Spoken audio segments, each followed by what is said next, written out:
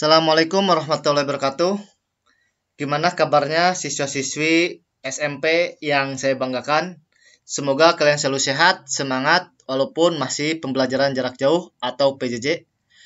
Pada kesempatan kali ini, saya mengajar Bahasa Indonesia kelas 7.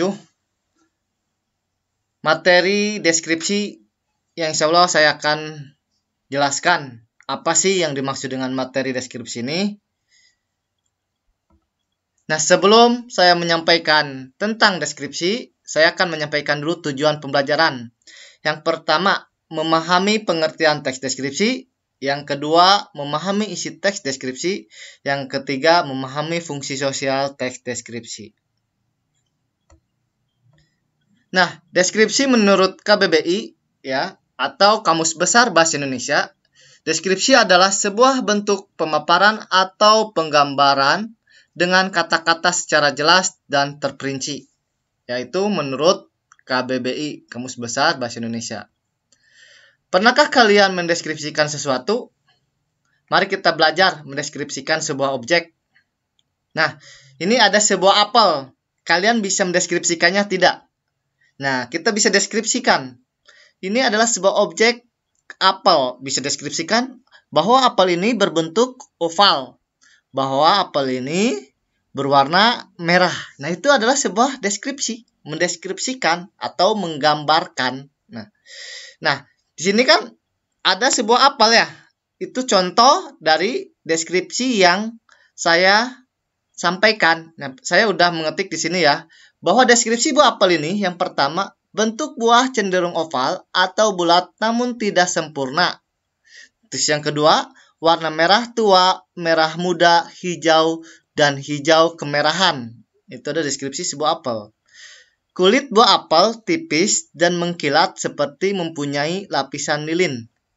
Daging sebuah apel berwarna putih, kadang kekuningan. Rasanya manis dan kadangkala muncul sedikit rasa asam yang segar. Mengandung banyak air. Daging buah terlihat padat dan keras ketika digigit, meninggalkan kesan yang renyah di mulut. Nah, itu adalah deskripsi sebuah apel. Nah, ini ada sebuah objek. Nah, ini objek pantai. Mungkin kalian sudah tahu ini pantai apa. Ini adalah pantai Parangkritis. Bisa diobjekkan. Ya, bahwa pantai Parangkritis ini adalah luas. Ya, airnya berwarna biru. Nah, ini adalah menggambarkan sebuah objek pantai Parangkritis. Nah, kita lihat di sini. Nah, Parangkritis dan indah. Salah satu andalan wisata kota Yogyakarta adalah Pantai Parangkritis. Tempatnya Pantai Parangkritis berada di Kecamatan Kretek, Bantul, Daerah Istimewa Yogyakarta. Pantai ini terletak sekitar 27 km arah selatan Yogyakarta. Pemandangan Pantai Parangkritis sangat memesona. Di sebelah kiri terlihat tebing yang sangat tinggi. Di sebelah kanan, kita bisa melihat batu karang besar yang seolah-olah siap menjaga gempuran ombak yang datang setiap saat. Pantai bersih dengan buih-buih putih, bergradasi abu-abu, dan kombinasi hijau yang sungguh elok. Nah, ini adalah mendeskripsikan Parangkritis dan indah. Ya, mendeskripsikannya apa? Nih, salah satu andalan wisata Yogyakarta, tempatnya Parangkritis ya. Nah, ini mendeskripsikannya, di sebelah kiri terlihat tebing yang sangat tinggi. Tuh kan mendeskripsikan. Di sebelah kanan kita bisa melihat batu karang besar yang seolah-olah siap menjaga gempuran ombak yang datang setiap saat. Itu juga menggambarkan sebuah Parangkritis. Pantainya bersih dengan bibir putih, bergradasi abu-abu, dan kombinasi hijau yang sungguh elok. Ini adalah mendeskripsikan suatu objek. Itu mendeskripsikan Parangkritis dan indah. Nah, di sini ada lagi ya. Kemuliaan pantai serasa sempurna di sore hari. Di sore hari kita bisa melihat matahari terbenam yang merupakan saat sangat istimewa. Lukisan alam yang sungguh sangat memesona. Semburat warna merah kemasan di langit dengan kemilau air pantai yang tertimpa matahari. Sore menjadi pemandangan yang memukau. Rasa hangat terbaur dengan lembutnya hembusan angin sore, melingkupi seluruh tubuh, seakan tersihir kita menyaksikan secara perlahan matahari seolah-olah masuk ke dalam hamparan matahari. Nah, itu adalah mendeskripsikan sebuah pantai Parangkritis dan indah. Nah, banyaknya wisatawan yang selalu mengunjungi pantai Parangtritis ini membuat pantai ini tidak pernah sepi dari pengunjung. Di pantai Parangtritis ini kita bisa menyaksikan kerumunan anak-anak bermain pasir, tua muda menikmati embusan segar angin laut. Kita juga bisa naik kuda ataupun angkutan sejenis andong yang bisa membawa kita ke area karang laut yang sesungguhnya sangat indah. Teks deskripsi dapat ditemukan di buku yang berisi informasi perjalanan dalam film atau cerpen, majalah perjalanan, dan program televisi tentang jalan-jalan. Teks deskripsi Parangtritis itu. Nah, jadi pengertian teks deskripsi itu apa coba? Nah, jadi pengertian teks deskripsi adalah tulisan yang berisi pemaparan atau penggambaran suatu objek, bisa tempat, peristiwa, secara jelas dan terperinci sehingga pembaca seolah-olah melihat dan merasakan langsung situasi dan kondisi yang dialami penulis. Jadi, yang dimaksud deskripsi ini adalah menggambarkan suatu objek. Apa aja sih yang bisa dideskripsikan? Bisa tempat tidur, rumah kalian, ya. Bisa manusia juga bisa dideskripsikan. Seperti apa? Misalkan, ya, Pak Cecep bisa dideskripsikan nggak? Bisa. Hidungnya mancung, ya, rambutnya hitam, ya. Terus kulitnya sawo matang, itu mendeskripsikan suatu manusia, bisa deskripsikan. Jadi yang dimaksud dengan deskripsi ini adalah memaparkan atau menggambarkan suatu objek. Itu yang dimaksud dengan deskripsi, ya. Kita lanjut ya. Nah, tujuan menulis teks deskripsi itu memberikan pemaparan atau penggambaran mengenai suatu objek, tempat, atau peristiwa sehingga pembaca seolah bisa melihat dan merasakan secara nyata apa yang dialami oleh penulis. Secara nyata dan bisa merasakan apa yang si pembaca itu, peristiwa, tempat, objek itu. Itu tujuan dari menulis teks deskripsi. Nah, fungsi sosial teks deskripsi. Yang pertama, memberikan informasi mengenai keadaan suatu objek, tempat, atau peristiwa secara jelas dan terperinci. Jadi, fungsi sosial teks deskripsi ini memberikan sebuah informasi, ya, objek atau tempat peristiwa secara terperinci. Yang ntar Bapak akan jelaskan secara perinci itu seperti apa, ya. Yang kedua, mengenalkan untuk keperluan promosi suatu objek, tempat, atau orang tertentu. Nah, itu kan melakukan suatu keperluan promosi tadi tuh. Itu mempromosikan Parangtritis dan indah. Nah, itu sebuah objek yang deskripsikan, dipromosikan bahwa Parangtritis itu ada tempat yang sangat indah, bersih. Nah, itu fungsi sosial dari teks deskripsi gitu ya. Next ya. Dengan kemampuan mendeskripsikan, kita dapat menjadi penulis hebat. Nah, bahwa kalian juga harus mampu mendeskripsikan, akan menjadi yang penulis hebat ya, mendeskripsikan apapun bisa. Misalkan mendeskripsikan wisata-wisata yang ada di Cirebon, misalkan Kasepuhan itu ya. Terus wisata Sunyaragi itu bisa menjadi sebuah dideskripsikan oleh kalian semua yang akan menjadi sebuah penulis hebat. Nah, bahwa teks deskripsi selalu dibutuhkan oleh peneliti agar ia tidak melupakan begitu saja pengalaman yang telah dilaluinya. Ya, kayak jalan-jalan lah. Kita akan jalan-jalan, misalkan study tour ke Yogyakarta, ya, ke Borobudur. Kita mendeskripsikan, bisa tidak? Pasti bisa. Bisa diteliti nggak? Bisa. Bahwa tahun berdirinya Borobudur kapan, kan itu sebuah mendeskripsikan di Borobudur itu ada apa aja, yaitu sebuah deskripsi ya. Nah, ciri objek pada teks deskripsi yang pertama, objek teks deskripsi bersifat khusus dengan ciri tertentu yang berbeda. Dengan umumnya, objek tertentu yang kemungkinan berbeda dengan objek lainnya. Yang kedua, objek yang dideskripsikan bersifat pendapat personal. Ciri ini tergambar pada judul berisi objek pada konteks tertentu. Buah apel kesukaanku. Nah, itu adalah objek yang dideskripsikan bersifat pendapat personal. Dan Parangtritis dan indah itu contoh dari yang tadi Bapak sudah jelaskan. Nah, ciri tujuan pada teks deskripsi. Yang pertama, menggambarkan objek dengan cara merinci objek secara subjektif atau melukiskan kondisi objek dari sudut pandang penulis. Yang kedua, menggambarkan atau melukiskan secara rinci atau dengan penggambaran sekonkret mungkin suatu objek, suasana, perasaan sehingga pembaca seakan-akan melihat, mendengar, mengalami apa yang dideskripsikan. Nah, ciri isi pada teks deskripsi. Yang pertama, isi teks deskripsi diperinci menjadi perinci bagian-bagian objek.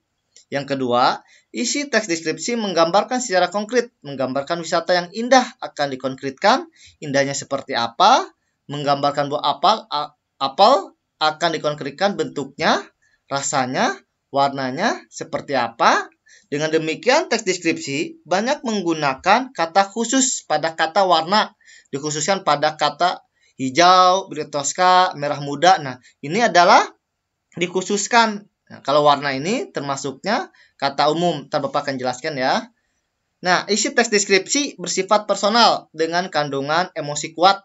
Nah, ombak menggempur, kemolekan pantai, ibuku yang tangguh. Yaitu adalah deskripsi bersifat personal. Nah, mengidentifikasi jenis teks deskripsi. Ditinjau dari bentuknya, teks deskripsi dibedakan menjadi dua kategori, yaitu yang pertama, teks deskripsi berdiri sendiri sebagai teks. Ya, teks deskripsi berdiri sendiri sebagai teks seperti apa?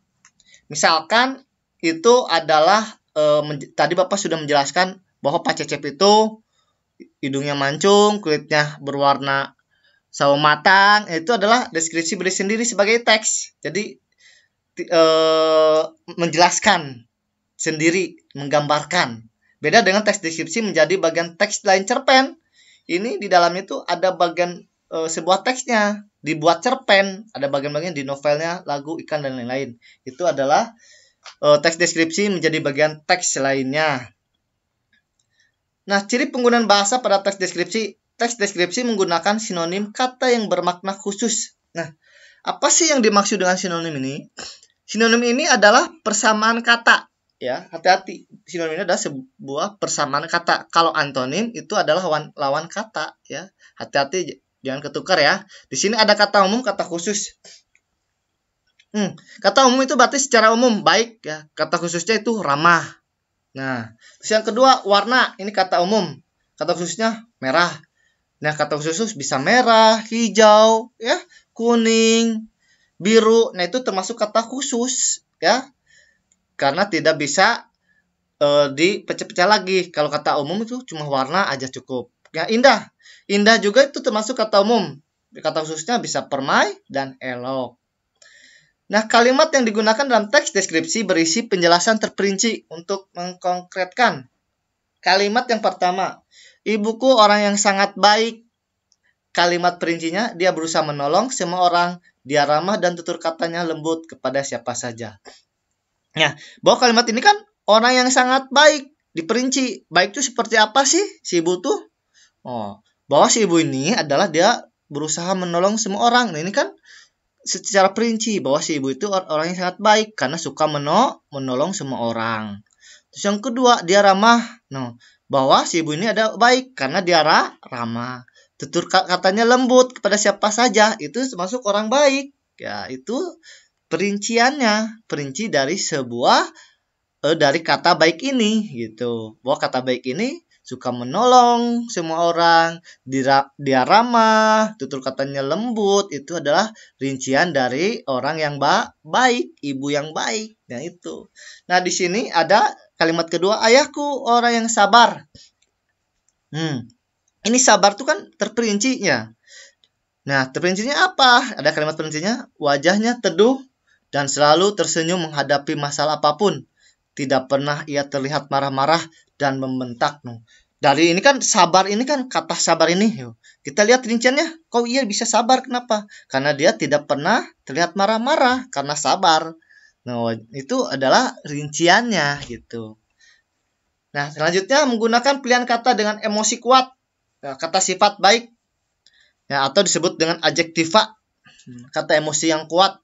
Nah, baik ini bisa berupa tulus, ramah, penuh kasih sayang, ya, menginspirasi. Itu emosi yang kuat yang dirasakan. Itu, baik itu, ya.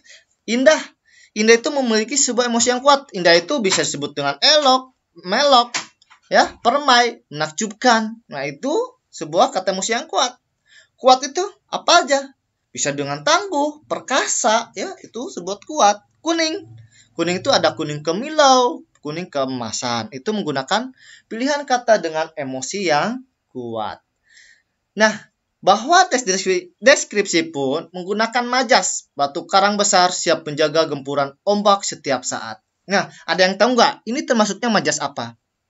Nah, majas ini termasuknya ke majas personifikasi. Bahwa yang dimaksud dengan majas personifikasi, ya, majas personifikasi itu adalah majas seolah-olah benda yang mati seolah-olah hidup.